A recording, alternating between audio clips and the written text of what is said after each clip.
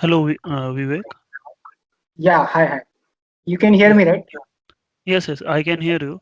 So Yeah. this is the mock interview, and let's start. Okay. Okay. So can you briefly tell me about yourself? Yeah. So this is Vivek. Actually, I'm from Mumbai. So I graduated in year 2018. So in computer engineering, and there since I joined Infosys as a fresher, and there I was working as a Java developer for almost 3 years. So into Java, I'm working into a technology. I'm into a integration kind of team. So where we develop APIs and services, Spring Boot applications, using kind of technologies like Spring, Hibernate, and Java, REST API, Oracle, and also we use Couchbase. So all these technologies we use, and we integrate the few clouds like Salesforce, CRM, CPQ, and all. So we develop two APIs to integrate these clouds. So I'm working on this backend part only mainly. Okay. So which version of Java you are using? Java 8 we are using. Okay. So please tell me some of the Java 8 features. Yeah, so there is a functional interface. One is a functional interface was introduced. I mean, which will have only one abstract method. So other is Lambda expressions and the Streams API are introduced, and datetime API, new datetime API package has been introduced, and other than this, some things are introduced in collections, new methods, some new methods, and all. Uh, yeah, pretty much these things. I mean, Okay. So what is functional interface? yeah. So functional interface is nothing but for example, I mean that will have only one abstract method, and any number of default or static methods it can have. So that can be called as a functional interface. So when we can implement them with Lambda expressions, using Lambda expressions. So that was introduced. Okay. So if I add multiple abstract methods in that interface, what will happen? If the interface is annotated with @functional interface, then we will get compile time error. Otherwise, it should be fine. Okay. So at the rate functional interface annotation is mandatory. No, it's not mandatory. So see, if the functional interface is not there, and if you are adding one abstract method, then it will be automatically detected as a functional interface. If you are adding more than one, then it will be a normal interface. So it's not Okay. mandatory. Yeah. Okay. So for creating lambda expression, is it mandatory to create functional interface? We can directly use anonymous class as well. So or I mean, no need to create explicitly. Actually, we can directly there itself. We can create the anonymous interface kind of thing also. Okay, but still we need to create the anonymous interface, right? Yeah, functional interface is I think must, It's right? mandatory. Yeah. Okay. Uh, okay, so is there any kind of performance benefit by using this lambda expression? Yeah, I mean performance benefit means performance when performance wise, I think should there should be no much benefit, but code point of view, code like writing the code point of view, there is a little. I mean, there is a lot of benefit. We don't need to use this method name, variable name, and all the method signature and all. We don't need to follow. We can just write the methods as we declare variables and all. So writing code perspective, it's very better, but performance point of view, it's almost kind of same. Okay. So I have one. I need to write one query using lambda. So I have employee list, and Yeah. I want to filter the employee list by using the age criteria. So the employee who is having age greater than 30, that imply I need to retrieve. So how can I do that using this lambda expression? I mean, in streams, right? In streams, we can use filter. A filter method is there. So, Okay, uh, okay. yeah. So what will be your final expression using streams and lambda? Yeah, so I will use this. This will be something kind of list, right? So list dot stream I will be using. So that stream will be giving a stream of employees. Then the stream dot filter. So where filter will be taking a predicate. So to that I will be passing a condition like e dot get age greater than 30.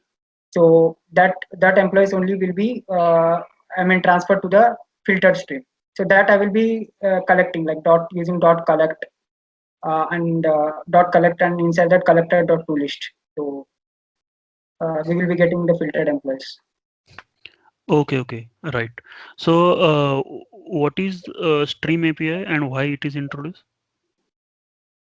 Yeah, so Stream API is basically another form of for loop. Like, I mean, to minimize our for loop. Like, if we see in for loop and all, we use these iterations and like iterations and all. We develop like for I equal to 0 and all. We write and I plus plus and all. We write the logic to increment, decrement, and all those things. So that thing we don't need to take care now. So that thing is taken care by streams, and we just need to pass on our elements to stream. So stream will take care of iterations and will return us the output, I mean with their methods, like different methods. So that is an advantage, and we have parallel streams as well. So that is also an added advantage. Okay, what is parallel streams? Yeah, parallel streams means I mean it will like multiple it will take those elements and it will I mean execute those operations in a multiple I mean like in a simultaneously, like it will not take care of order. So if you don't want the order to be maintained, then we can use go for parallel streams that will execute simultaneously. So I mean that is a little bit of if you need speed in your stream performance. Okay, okay. So what are intermediate and terminal operations in streams? Intermediate operations means nothing but that will return again a stream. So and terminal operation means that will return any output like any element or any list or something from the stream. So this is I mean this is the difference. Okay, what is method reference? Yeah, so method reference means for example, if you have a method for example getter method, some getter method, or for example setter method. So not setter method, but if you have some boolean I mean method that have the same signature as the functional interface implementation. Like for example, we have a predicate, right? So in that it takes the condition and it takes the argument and returns true. So if you have the same signature method in your code base, so you can directly refer to that method instead of writing again the logic in your lambda expression. You can just refer to that method with that double colon, so that the predicate, you don't need to write the logic, you just refer the method. That's method reference. Okay, so memory management wise, is there any new things introduced in Java 8? Memory management uh, I'm not aware, but I just aware like with I think like is- I mean some permgen to metaspace something was introduced, but I'm not sure about that. Okay, okay. So where static variables and static methods will be stored in memory? In memory, like I think since Java 8, it will be stored in metaspace, but I think previously it was in a permgen something permgen area, inside method area, but now it will be in the metaspace. Not sure, but Okay, okay, no issue. So which of which all the collections you have used in your project? I have used like list. I mean map, hash map, tree map, and set also I have used, and multi-value map also I have used, and yeah, like mainly list set and map, and these there couple of varieties like a tree map and all. Okay. Yeah, So, okay. So, in which case you will go with array list over hash map?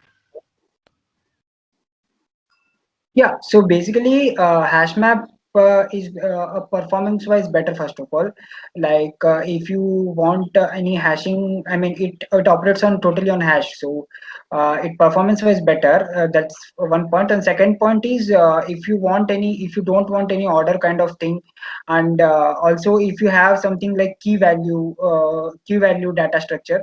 So that you want to maintain, like you want to maintain the each elements something like each element's count or each element's uh, I mean anything like kind of those things, those areas we need to go to key value. But array list is kind of if you want to just access or if you want to just read or kind of those things, we can go for array list. So it is faster for read actually, array list. Okay. Yeah. So hash map is ordered.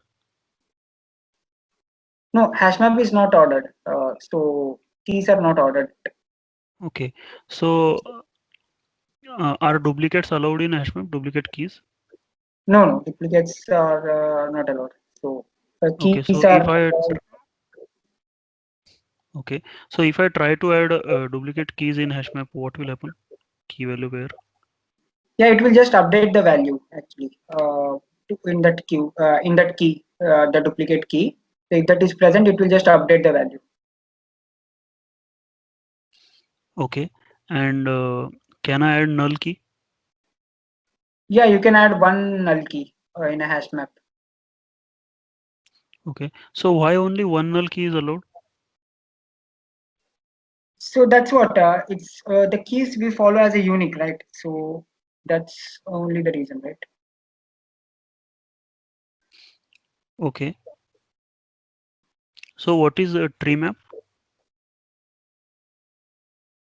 Tree map.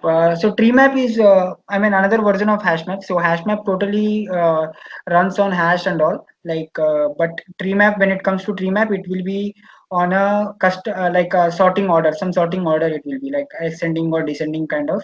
So default is ascending. So we can customize it to descending as well. So Okay. tree map, yeah. So by default, tree map sorts by using which mechanism? It needs this.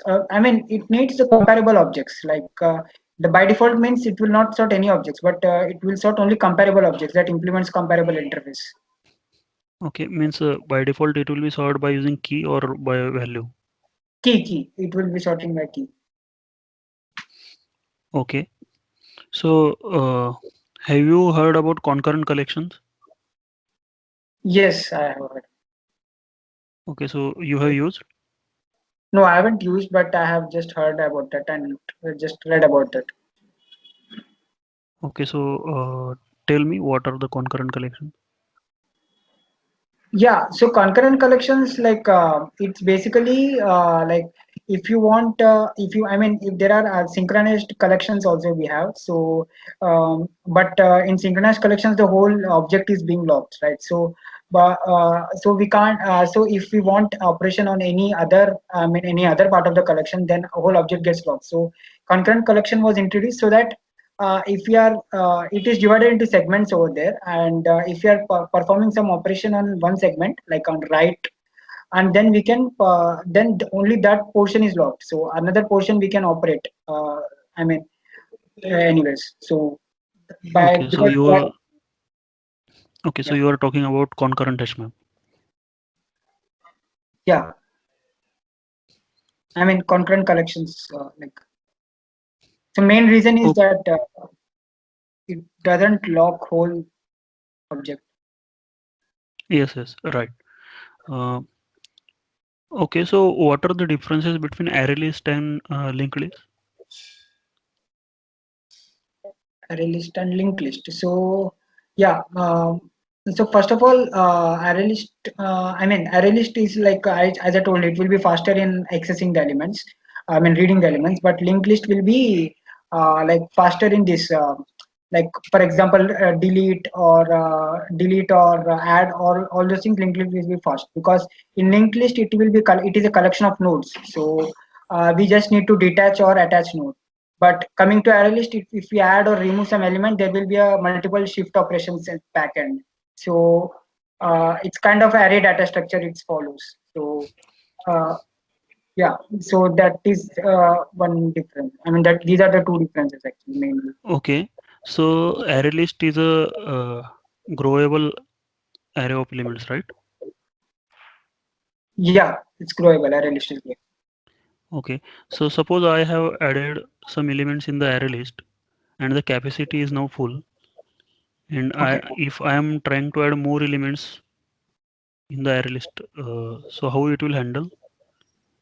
Yeah, actually, by default it has a mechanism like 75% capacity when it has, or some, not exactly I know the number, but when the array list reaches that certain capacity, then it will automatically increase its capacity. So uh, like that it is. I mean, load factor and all that also we can configure actually with constructor load factor capacity. Uh, Okay, okay. So what is method overloading? Method overloading, yeah. So method overloading means in a class if you have same signature methods, um, I mean not same signature. I mean different signature methods. So that is like if you have same name and with the different signature, different parameters. So those kind of called method overloading. Like compile time, we can say it as a compile time polymorphism. So like if any similar methods are there with the same signature and all, it will give a compile time error. So kind of that. Okay. Uh,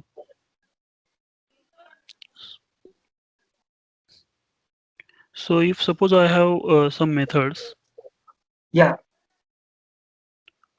do stuff method I have, and I am passing string as argument to first method. To Okay. second method I am passing integer as argument, and the third method I am passing object as argument.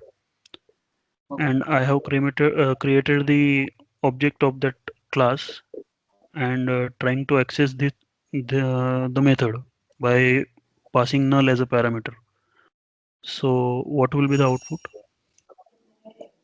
Yeah. So it will give this compile time error because null can be passed in all these three methods. So it will give compile time error. Okay, are you sure? Yes. Yes. Because uh, string, integer, and this all these three null can go. Okay. So what is method overriding? Method overriding. So method overriding means it's a runtime polymorphism. So we use this in while inheritance or abstraction or interface implementation kind of these places we use inheritance. It's runtime polymorphism means the method signature totally will be the same. It should be exactly same. Only the like body implementation wise it will be different. So that is a runtime polymorphism. So parent to child class relationship and all we at these places we use this. Okay, so can we do method overriding in the same class? Method overriding in the same class. I Yes, mean, in a single uh, class. no, it's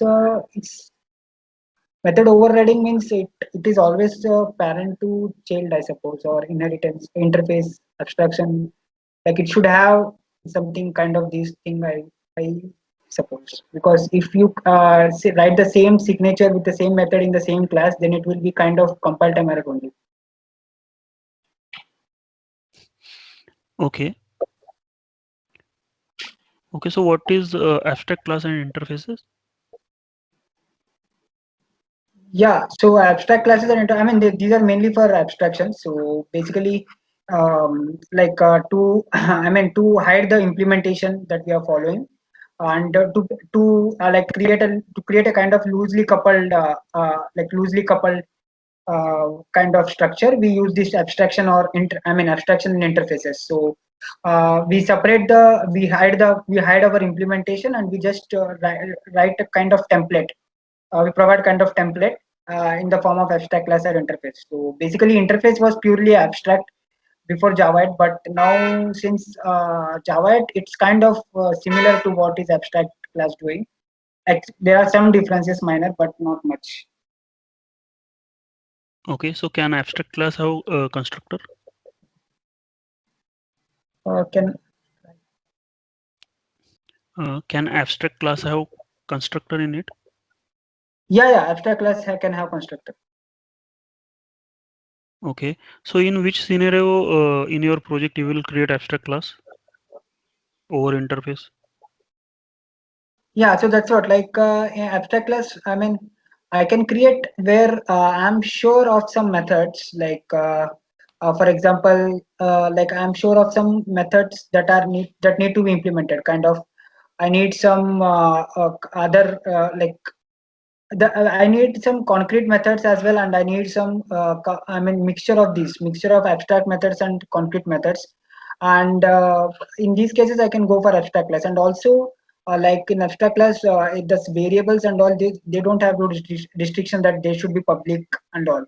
So if at all there is any requirement kind of these like this, then we can go for abstract, because in interface we have a restriction, right? Because that should be public static variable, and methods will be public always. So in abstract class we can have other access specifiers also, like default, protected, kind of. So if at all there is something like this requirement, then we go for abstract class. Okay, so what is multiple interface inheritance?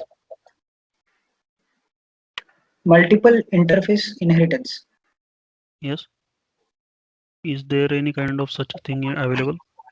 I mean, you are asking if we can implement two interfaces, like Yes. yeah, we can implement like that.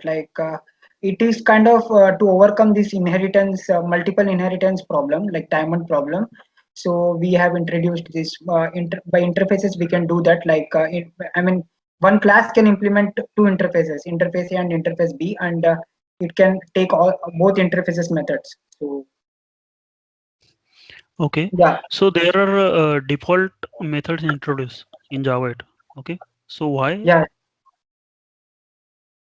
Yeah, so default methods are basically why they are introduced is if you have an interface, and it is having number of implementations. And if in future if there is any requirement that for example, if you have any method you need to implement in particular I mean for if you have any particular general method, so that you need to implement for all those implementations, then if you add that interface, then it will give you need to add in all the methods, like in all the classes, I mean in all the implementation classes, because when once you add in interface, it will do compile time error. So default methods are like we just need to add in one interface, and then all implementation classes will have that default method in their classes automatically. Okay, okay. So next is like, suppose I'm creating a string using Yeah, literal and right. another string using new operator. Okay, so how many Okay. objects will be created in the memory in this case? I mean, you are creating same string, same, Okay, for example. so string str is equal to in double quotes ABC, Yeah, yeah. and string s1 is equal to new string of hello in double quotes. Okay. Hello. Okay. So in this case, it will create in first case it will create one object in string pool, and in second case it will create two objects, one in heap and one in string pool. So total three. Okay, okay. So why string is immutable? String is immutable because uh, I mean I think mainly for the this first of all, this wherever I mean, for example, wherever we use these strings, like multiple places. So many times we use this like DB connection or any password. All these places we mainly use strings, right? So for example, if in methods at all, we just while coding or something, we just modify something, that string and all, then it will be like if it is mutable, then it will be taking that string. So if it is immutable, then it will be more safe, like it will not be manipulated easily. Okay. So And any other also for the advantage? thread safety, also we can use, like, say, for Okay. the thread safety. Okay. So what is thread safety? Yeah, so thread safety means like if multi-threading, if you're operating in a multi-threading, so so there should be no deadlocks, kind of. That is kind of thread safety. Like yeah, someone should not wait for someone. Like if I'm or if you can say, there should not be dirty reads, kind of thing. Like if you have string, if you have two threads, and if you have a string that is example string is mutable, so that string is already changed in one thread, and you are using the old string only, that is, I mean, that is not changed. So this kind of complications are called thread unsafe. So to overcome this, we use thread safety mechanisms, like string immutable and all. Okay. So can we create a final array list in Java? Yeah, we can create. Yes. Okay. So if I create any final array list, then can I add, remove, or delete elements from it? Yes, we can delete, because because if that list is mutable, then we can yeah, delete. Uh, because final is for different. I mean, final is just for the reference. Like it just declares that the reference is final. So we cannot point this reference to any other object now. That only Okay. decides the So final. even if I declare it as a final, I will be able to do the modifications, right? Yes. So what is the use of that final then? Means how we can create immutable list. Yeah, that's what immutable list means. You can have the deep clones for that.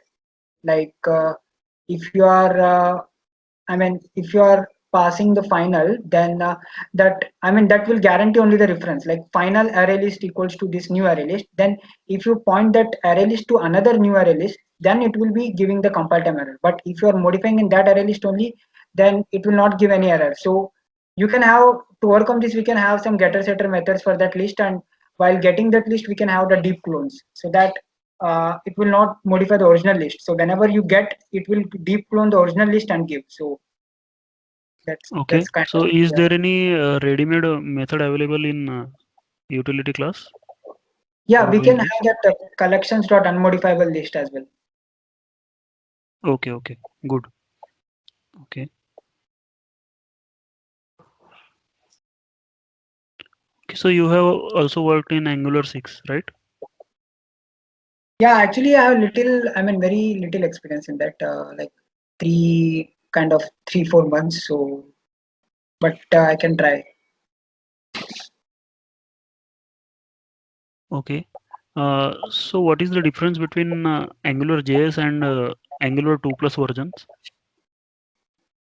Yeah, so Angular JS versions are totally the compile time, runtime, all are in the JavaScript. So, but coming to Angular 2 plus, it is kind of TypeScript we are using mainly, and that is compiled to JavaScript.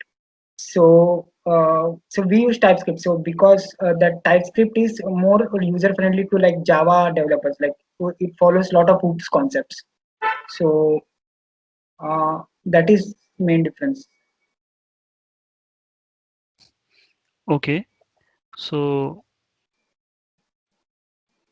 yeah, what is Angular CLI?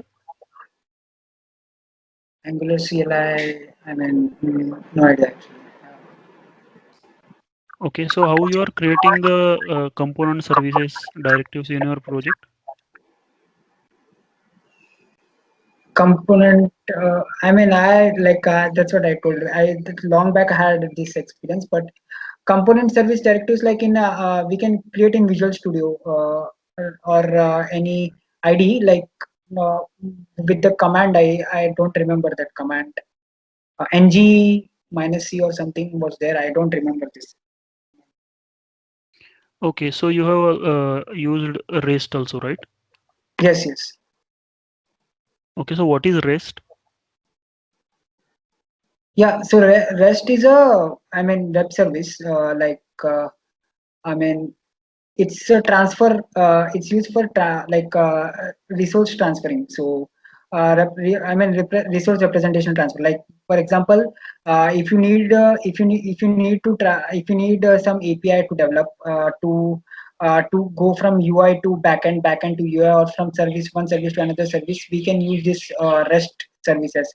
So these can be of different types. We can have the data in JSON format, XML format. So different types of format we can transfer the data from one place to another place using HTTP or HTTPS protocols. So it's a web service. And what is the difference between REST and SOAP? Yeah, so SOAP is basically it's bounded to XML, and it will, if you are using SOAP, then you need to have first of all the WSDL. So WSDL is mandatory. So and also you need some IDE over there, like if you need to import that WSDL and all, and then only you will get the structure and etc. So that is kind of little heavy weighted. So but coming to REST, it's not kind of heavy weighted. So you can just have one endpoint and REST endpoint. Then you can just import that in any client, any client like Postman client or SOAP UI client or any client. So that is one advantage. And apart from that, I think SOAP is only XML it supports, but REST will support both. I mean, JSON, XML, other things as well. So and security point of view, little better. I can say this SOAP. SOAP will have that XML validations and all, but coming to REST, it will not have that much validations, but it has validations like JSON token and all. Because in Okay, SOAP we can have XML validation with XSDs. okay, right. Uh, okay, so how I can create a controller in by using REST? By using REST, we can create by using @REST controller annotation. On class, we need to annotate that class as REST controller, @REST controller. And if at all there is any common mapping, for that class, I mean, if you have some multiple methods like get, put, delete, and all, and one common mapping, then you can have the @request mapping as well on the class, like main heading, like main mapping. And then into sub mappings, we can have on that methods like @request mapping. So by this you have, we have the controller. So whenever any endpoint is hit, then it will come much to the this class. Okay, so in URL, if I am passing some ID, how I can access that ID in my controller? Yeah, like it depends. There are multiple ways. First of all, we can pass by path variable, or we can just pass. So if you are passing by path variable, then we need to have that in the request mapping in curly braces. We need to define that variable, some variable, and that we can use in the method parameter as a @path variable. So one way is that. Another way is like you pass as a key value pair in the URL, like ID equals to 5 kind of thing. So if by that way you can directly access in your method parameter with request param annotation. So these are like this we can pass ID. Okay, so what is the response body? @response body is basically for example, if you are passing any object, if you are passing response object, I mean that is an object. So by response body you are saying that to convert that pojo your pojo to the JSON, or to the JSON when you are when you are returning. So when you are in client, when you are getting something, that is not a POJO, that is a string or that is a JSON string. So by response body, you are specifying that actually. Okay. So what is auto configuration in Spring Boot? Auto configuration. So auto configuration means like basically whenever your Spring Boot application has that annotation auto configuration. So it what it does is it will like scans all the dependencies, and like we have dependencies. So dependencies are added in class path. So it will scan the all the class path mainly. So auto configuration is mainly to scan the class path, and it will detect what needs what I mean. It will detect if it is MVC. If it's a MVC libraries are added, then it will kind of enable the controller, dispatcher servlet, front controller kind of things, and it will make our application look like. I mean, if it will behave like a MVC application. So it will look into the auto configuration is all about. It will look into the class path and it will behave accordingly. So kind of Okay. that. How we can read the properties in Spring Boot? There are multiple ways. Like we can use @value, or we can use environment object, or other ways like we can use this resource files kind of main. I mean, good way is @value. So by @value we can use that property with a dollar annotation and all. Okay. And how we can do the database connectivity? Like in Hibernate, you are asking. Spring Boot. Spring. I mean, Spring Boot will need that Hibernate JPA starter project first of all. So once that is there, then we can use the Hibernate configuration class, and we can kind of use the. I mean, in Hibernate configuration class, we can give this all the details like connection username, connection password, dialect, and other things like show SQL and persistence class we can add. So all this configuration we can give, and we can get the session factory. So I think in this way, like we need to add the dependency first, GPA. Okay. So you also worked on Hibernate. Yes, yes. Okay. So what is dialect in Hibernate? Yeah, dialect means it will dialect if you are enabling. So it will like if you are writing any queries. So it can be of Oracle, it can be of SQL. So dialect, if you are enabling, it will make it compatible to that you are using, like what to which SQL you are hitting. Uh, so I mean, it will auto compile to that Oracle or SQL. I think. Okay. And what are the association mappings in Hibernate? Like there are one to one, one to many to many to one. There are four. These kind of mappings are there. And the types of objects? Types of object means like Uh, I mean you are asking like a persistent object kind of that. yes, yes. Yeah. So like a persistent object is there, um, and there are three actually. Persistent object, detached object, and first one is I'm not remembering, but there are three. Like first one is like I know the this meaning, like whenever you are not in the session, that is there, but and the last one is detached, and in middle when you are in the session, that is persistent object. Okay. Transient is there. Yeah. Yeah, trans. Okay. So difference between get and load. Yeah, so get and load. The difference is like load will I mean load the proxy object. So uh, like if load the load is like if you have a proxy object, it's kind of lazy overloading. So whenever you are doing the get or something, then only it will get the actual data. So if you don't have that object, if you don't have that object in your session or DB, so it will give the exception. The it will give the exception. So but in while get, if the object is not there, it will return null. So because it will take the data there and itself only. It's kind of eager loading. It's not like lazy loading in load. Okay, so get will return null and load will throw exception. Yeah.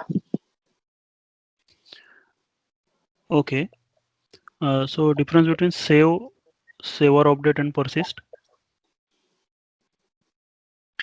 Yeah. Save or update and persist. So I mean, persist is for like persist. I mean, these both are same. Like save or update is like if there is no if there is already existing record, it will update. If there is no record, then it will create the record. So persist is totally different for scenario. Like it's mainly for cascading. Like if you have one-to-one, one-to-many mappings kind of things, and you need that like all the one-to-many tables and all sub tables also you need to cascade your changes. Then you use mainly persist, and otherwise you can use save as well. Normal save. Okay, so you are saying that if I use persist, then Yeah, if I am having a parent-child relationship, so if I save the yeah, parents, childs will be automatically get saved. right, right. Okay, are you sure on this? Yeah, like not parent child. I'm saying like one to many, many to many relationships. So and if you are and I mean associations. If you have a list of a list of departments for an employee kind of thing. So all the departments will be saved. Data will be saved if you save the employee. Persist the employee. Okay, so you have also worked on database side. Yeah, I mean little bit of like basics I know. Okay, no issue. Uh, so Git also you have used. Yes, yes. So GitLab. I okay, tell me some Git commands. no, actually, Git commands. I mean, I am not aware because I have used from Eclipse only. GitLab by connecting and just the UI that we have in Eclipse. That only I have used, but commands wise, I am not aware. Okay, so directly you are committing by using the UI. Yeah, Eclipse. Okay, you have mentioned SonarLint as a code quality. Uh, Yeah, how you are using that SonarLint? we are using as a plugin in Eclipse, and also we are using SonarCube in the Jenkins pipeline there. So both places we have Sonar. This here we have SonarLint, there we have SonarCube. So SonarLint is whenever we are writing, when once we add that plugin in Eclipse. So whenever we are writing some code, it will give the suggestions like the complexity is too high or a different kind of suggestions. And you worked on JUnit also. Yes, yes, I worked on June. Okay, so what is the annotation for creating test class? Means how you can create a test class? Test class means there is no specific, I think, annotation. Like if you have the test methods at the rate test annotated methods in your class, then it will become automatically a test class. So there is no, I think, no specific annotation for the class. Apart from, I mean, like for example, if you at all have this, you need to instantiate the container and all. Use that at the rate Spring Boot test or run with parameterized test dot class at the rate run with parameterized dot test class. So at that Spring Boot test will like initialize the container like in normal Spring Boot application. But at the rate run with parameterized will it will just enable that class as a test, and we can use the application context and all in our class test class. Okay, and how you are initializing the mocks? Mocks we are using JMockit. So JMockit in JMockit how it is like we just need to create a new mockup object. So it's like kind of anonymous class.